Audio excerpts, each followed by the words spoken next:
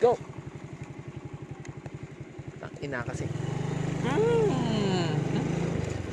Ewan ko, ba't ko binibigyan to? Putang ina, umuulan na nga lang eh. Dito na eh. Paano to ah? Pangit pa ng daan.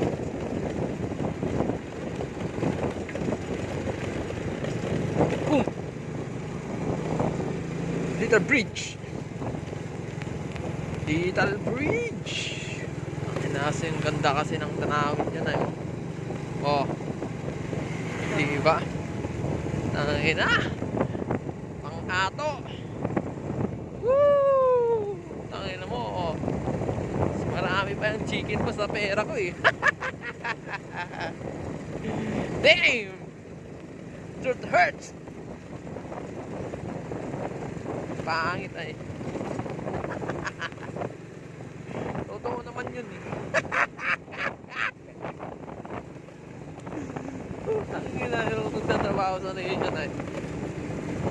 Tangina yun. Wala akong pera.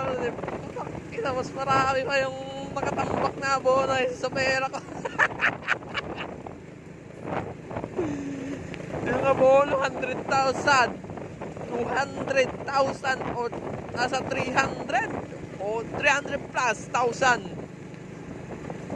Tapos yung baon ko ng 20. Kita mo yung kinakain mo kanin lang. Pero nakaluwag-luwag naman, kaso hindi pa rin tayo makaangat. Kailangan natin umangat, kailangan natin ng extra income. Ano kaya magandang extra income? Shit.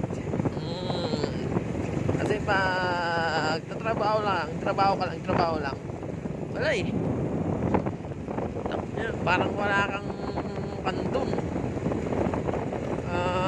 Parang di ka sinsunod. Ayaw ko din naman magtagal sa ano doon. Pero okay naman doon sa kumpanya. Sila wala kang asenso doon. Ban ka lang talaga doon.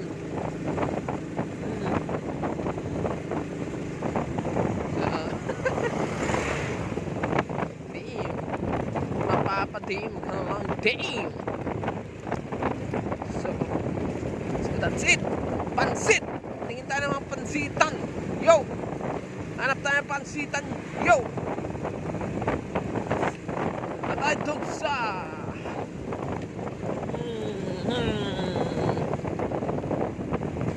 tayo sa pansitan. Okay.